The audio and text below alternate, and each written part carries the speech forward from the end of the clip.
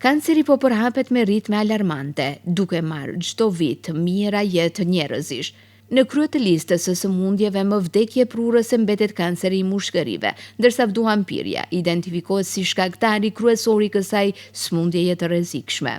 Se është kështu e vërteton edhe kirurgu i përgjithshëm dhe torakal në Spitalin Klinik të Shkupit Nexheti Jakupi, i cili shpjegon se dikur, kur gratë dhe vajzat nuk e pinin duhanin, gjinja femrore ishte pothuajse e paprekur nga kanceri i mushkërive. Sot, kur gratë dhe burrat abuzojnë në mënyrë të barabartë me duhanin, i gjejmë të prekura në mënyrë të barabartë të dy gjinit, thekson Jakupi. Ai shton se një zakon i përditshëm shpesh herë i nënvlerësuar mund të shndrohet në një kërcënim serioz për jetën.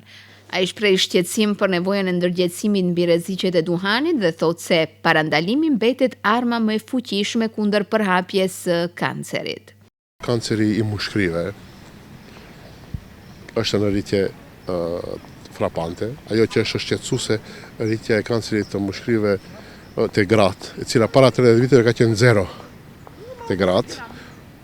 Dhe me që shkaktari kryesor është duhanpirja, mendohet se këto 30 vite gratë kanë të mos them përdorin po e keq përdorin duhanin, siç edhe meshkujt dhe faktikisht tani është barazu. Sa janë burra, atë edhe gra të goditur nga kjo sëmundje e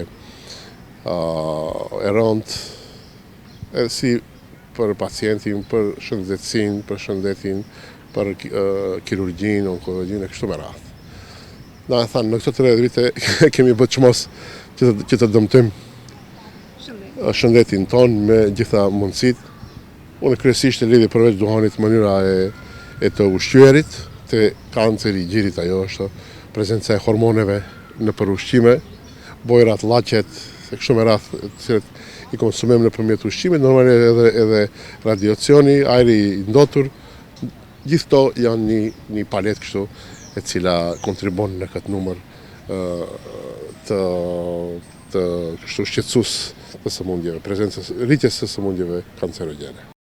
Me rastin e ditës botërore të luftës kundër kancerit, Ministria e Shëndetësisë dhe Instituti i Shëndetit Publik ngren alarmin për pasojat e rënda të përdorimit të duhanit, duke theksuar se neoplazit malinje e bronkeve dhe mushkërive janë shkaku kryesor i vdekshmërisë gjatë viteve 2023-2024. Përdorimi i duhanit është shkaku kryesor i kancerit, i cili mund të parandalohet. Të dhënat statistikore tregojnë se numri i përgjithshëm i personave të vdekur nga neoplazit malinje të bronkeve dhe mushkërive në vitin 2024 është 860. Heqja dorë nga duhanpirja shmang rrezikun dhe përmirëson cilësinë e jetës, thon nga Ministria e Shëndetësisë. Ekspertët vlerësojnë se përveç përdorimit të duhanit, faktorë të tjerë rreziku për sëmundjet malinje janë edhe mbipesha, konsumi i alkoolit, mungesa e aktivitetit fizik dhe ushqyerja jo e shëndetshme.